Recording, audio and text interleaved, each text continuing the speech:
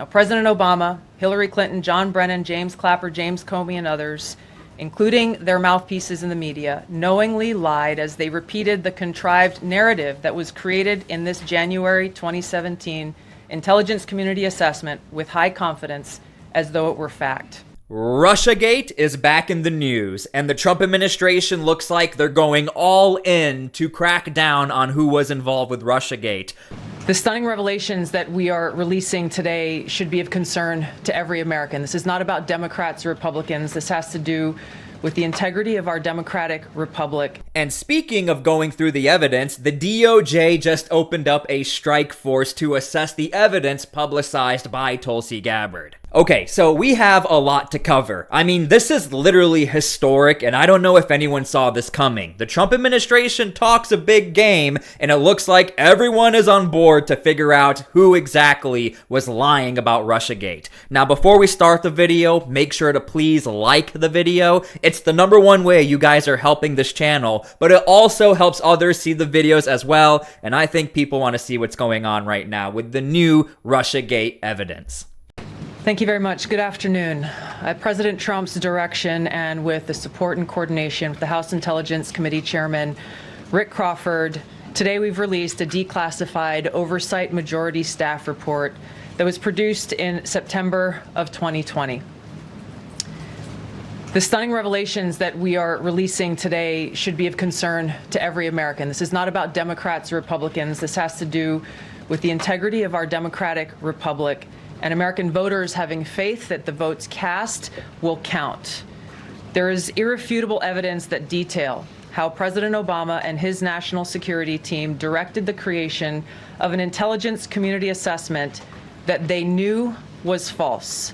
Again, to say this is historic might be an understatement. Now, on top of the shocking revelations we're about to hear about Russiagate, I think just as shocking is the fact that the DOJ immediately opened up what they're calling a strike force, backed by Pam Bondi, to assess the evidence that was given by Tulsi Gabbard. Now, the mission statement from the strike force, super vague, but the most important part is right here. The department takes alleged weaponization of the intelligence community with the utmost seriousness. So one thing I do want to point out is the DOJ is not immediately saying that Barack Obama, Hillary, or anybody else is guilty. They're being very cautious to make sure they're saying, we are assessing the evidence. Make sure to leave your comments down below if you think this is a great idea or a bad idea. I'm going to go over the key findings from the House Intelligence Report, which investigated the claims that were made by an intelligence community assessment ordered by President Obama and published in January of 2017. First, Putin's principal interests relating to the 2016 election were to undermine faith in the U.S. democratic process, not show any preference of a certain candidate. In fact, this report shows Putin held back from leaking compromising material on Hillary Clinton prior to the election, instead planning to release it after the election to weaken what Moscow viewed as an inevitable Clinton presidency. Okay, before we dig into this evidence, please subscribe to my channel so I can keep you guys up to date with all of this. We are in it for the long haul. This is going to be the big story, so make sure to please subscribe. Okay, the first piece of evidence, and I think a lot of people missed this. Even Russia's own intelligence community thought Hillary Clinton was going to win, and they had this dirt on her they were going to expose and embarrass her as a president. But I also want to point this out. This also means that Russia's intelligence community is not as great as people think. They really thought Hillary was going to win, and they were about to go all in on Hillary, and then Trump ends up winning. In the January 2017 intelligence community assessment that President Obama ordered, John Brennan, who was CIA director at the time, and the intelligence community intentionally suppressed intelligence that showed Putin was saving the most damaging material that he had in his possession about Hillary Clinton until after her potential and likely victory. The report goes into great detail about the information that Russia and Putin had on Hillary Clinton, which included possible criminal acts like secret meetings with multiple named U.S. religious organizations in which State Department officials offered in exchange for supporting Secretary Clinton's campaign for the presidency, significant increases in financing from the State Department.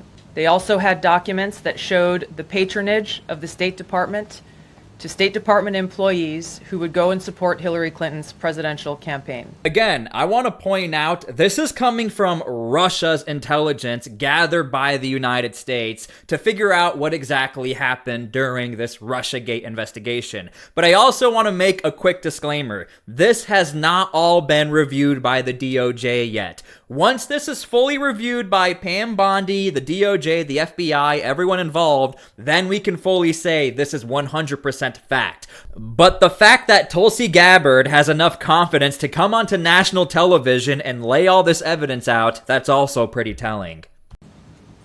There were high-level DNC emails that detailed evidence of Hillary's, quote, psycho-emotional problems, uncontrolled fits of anger, aggression, and cheerfulness, and that then Secretary Clinton was allegedly on a daily regimen of heavy tranquilizers. Then CIA Director Brennan and the intelligence community mischaracterized intelligence and relied on dubious substandard sources to create a contrived false narrative that Putin developed a quote-unquote clear preference for Trump. Brennan and the IC misled lawmakers by referencing the debunked Steel Dossier to assess quote-unquote Russia's plans and intentions, falsely suggesting that this dossier had intelligence value when he knew that it was discredited. The intelligence community excluded significant intelligence and ignored or selectively quoted reliable intelligence that contradicted the intelligence community assessment's key findings on Putin's alleged support for Trump. Including this intelligence reporting would have exposed the ICA's claim as implausible, if not ridiculous.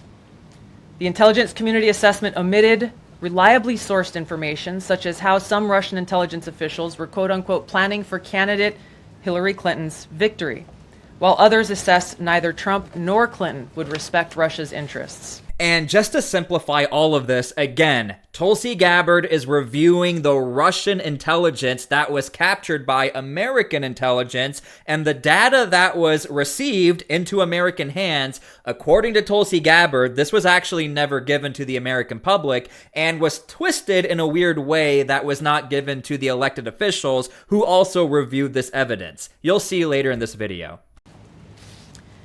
As was reflected in the ODNI documents that we released on Friday, multiple intelligence community assessments released in the months leading up to the November 2016 election concluded that Russia had neither the intent nor capability to impact the outcome of the U.S. election. On December 5th of 2016, the FBI and ODNI gave the House Intelligence Committee its first post-election classified briefing, in which there was no mention of Putin aspiring to elect Trump by either agency. The Presidential Daily Brief, drafted on December 8th of 2016, stated that no Russian or criminal actors impacted vote counts. This document was pulled just hours before it was to be published due to quote-unquote new guidance. If it had been published, it would have been briefed to both President Obama and President-elect Donald Trump. On December 9th, 2016, a National Security Council meeting was called to gather President Obama's senior national security officials, which included CIA Director Brennan, then Obama DNI James Clapper, Susan Rice, and others. Following that secret meeting, DNI Clapper's assistant sent an email to the intelligence community with the subject line, POTUS tasking on Russia election meddling, tasking ODNI leaders to create a new assessment per the president's request. Okay, again, we don't know if this is all verified until the DOJ assesses this with their strike force, but this would be huge, because if the document says in this investigation, Russia has no ability to interfere or at the very least affect the election outcome, and then all of a sudden Barack Obama says, do it again and give me better information, or redo it and see if we can get information that says otherwise, that is a huge allegation. And again, I don't think I have any problem with saying this is historic if it's true. The House Intelligence Committee Oversight Report that we released today reveals that, quote, unlike routine intelligence community analysis, the intelligence community assessment was a high-profile product ordered by the President Obama. It directed senior intelligence community agency heads and created an intelligence community assessment limited to just 5 analysts using one principal drafter. This is not something that occurs in the normal path of producing an intelligence community assessment that reflects the views across the intelligence community. I'm not trying to keep cutting this off, but this is also very shocking. This means behind the scenes back in 2016, there were only 5 analysts who looked into all of this information, and 5 people held the fate of American history in their hands. The production of this intelligence community assessment was subject to unusual directives directly from the president and senior political appointees, especially the former director of the CIA, John Brennan. The House Intelligence Committee Oversight Report also shows how later that same day, on December 9th, Brennan ordered the publication of quote-unquote substandard reporting on Russian activities, which had previously been withheld from publication of prior assessments because the information was judged, quote, to have not met long-standing publication standards. Some of the information later used in the Obama-ordered assessment over the objections of veteran CIA officers was quote-unquote unclear or from unknown sources. And look, I don't think this revelation is that shocking. I mean, just a week ago, we heard about the FBI potentially having issues with Pam Bondi. So this is actually way more common than we think as far as the intelligence community butting heads. But again, the implications here are shocking if we're being told basic protocols were not being followed, and this is just all different. This is not how things are supposed to work as far as investigations go. The Intelligence Committee's oversight report reveals that CIA Director Brennan overruled senior CIA officers who challenged the Obama-ordered intelligence assessment, stating, quote, "We don't have direct information that Putin wanted to get Trump elected." Yet, the Obama-directed assessment was published on January 6, 2017, which explicitly stated, quote, "We assess Putin and the Russian government aspired to help President-elect Trump's election chances when possible by discrediting Secretary Clinton and publicly contrasting her unfavorably to him." End of quote. The CIA and FBI, then led by John Brennan and James Comey, expressed high confidence in this judgment, while the NSA expressed moderate confidence. Yet, as the report we released today shows, the ICA, the Intelligence Community Assessment, did not cite any report where Putin indicated helping Trump win was an objective. And even back in 2016, if you guys remember, one of the arguments from the Trump administration or Trump voters is that why would Putin want Trump to win? If there's anyone who's going to clash with Putin, it's going to be Donald Trump. I don't say this as an insult, but let's be honest, when Donald Trump enters the room, he is the man. And Putin, he wants to be the man when he enters a room. So a lot of people were even questioning, how does any of this make sense? It makes way more sense for Russia to want Hillary to win. The opposite is true. With regards to the Steel Dossier, we now know that one of the source documents that the Obama administration used in the creation of this intelligence assessment in January of 2017 was none other than the discredited, unverified Steel Dossier. The House Intel report states, quote, contradicting public claims by then CIA Director Brennan that the dossier was not in any way incorporated into this intelligence assessment. The dossier was referenced in the intelligence assessment's main body text and further detailed in a 2-page assessment annex. John Brennan lied, and he denied using this dossier in this intelligence assessment that President Obama ordered because he knew it was discredited. It was a politically motivated, manufactured document. Steel Dossier. This is another huge revelation if it's true. Again, if we're being told that the Steel Dossier was never referenced in the initial investigation, or at least finalized in the investigation, this is a big deal if it actually was, because again, this is a direct contradiction and somebody was caught lying. He directed senior CIA officials to use it anyway. CIA officer told the House Intelligence Committee staff as they investigated this, quote, the director of the CIA, John Brennan, refused to remove it, and when confronted with the dossier's many flaws, responded, quote, yes, but doesn't it ring true?